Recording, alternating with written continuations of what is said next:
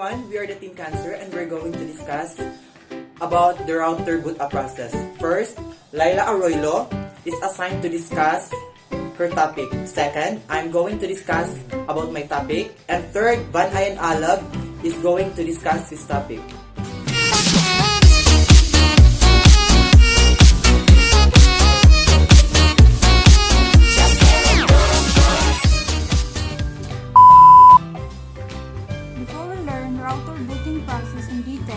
Let's be familiar with the following booting components first. ROM, or read-only memory, stores 4 components: Post, Bootstrap program, ROMMON mode, and mini iOS.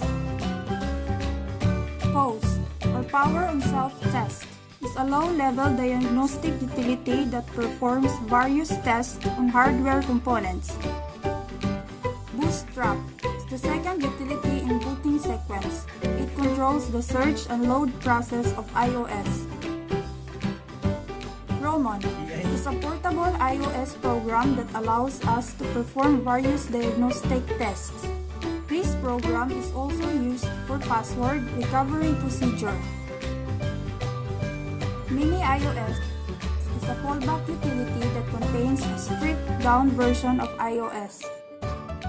Flash is a non-volatile memory.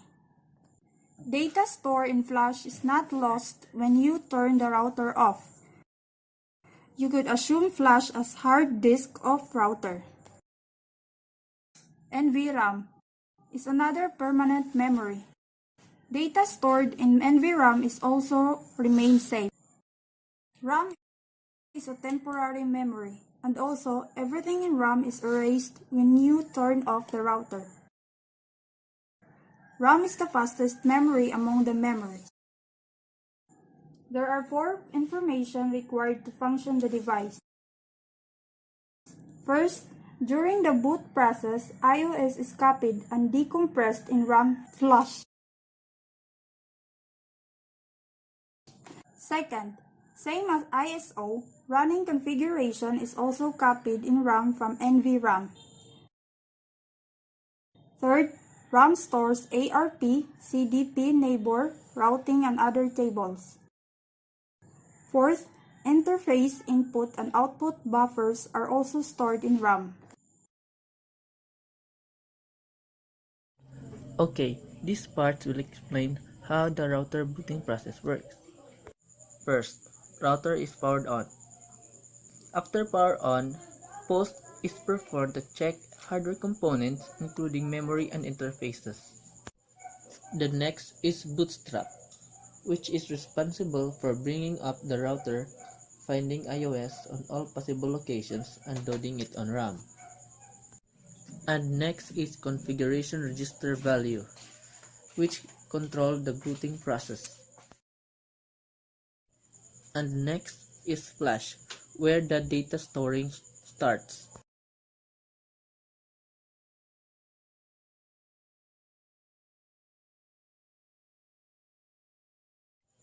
And if the iOS will be found, it will load the iOS directly. And if it isn't, it will go to TFTP, which means Trivial File Transfer Protocol.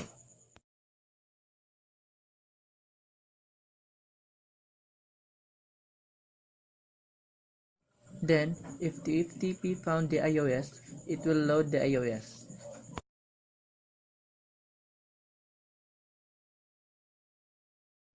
And if not, it will go to ROM. And if ROM found the iOS, it will load the iOS. Then, after loading the iOS, it will locate its configuration file. Then goes to NVRAM, which stores configuration file. Then, startup configuration will start.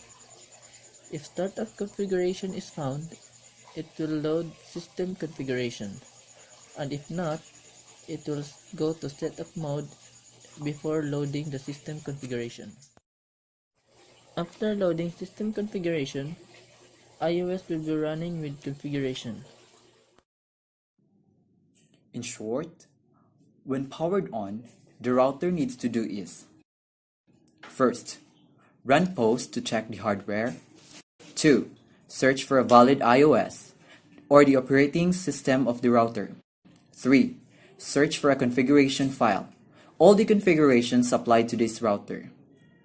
Thank you for watching our simple report. Have a good day. Hit you with that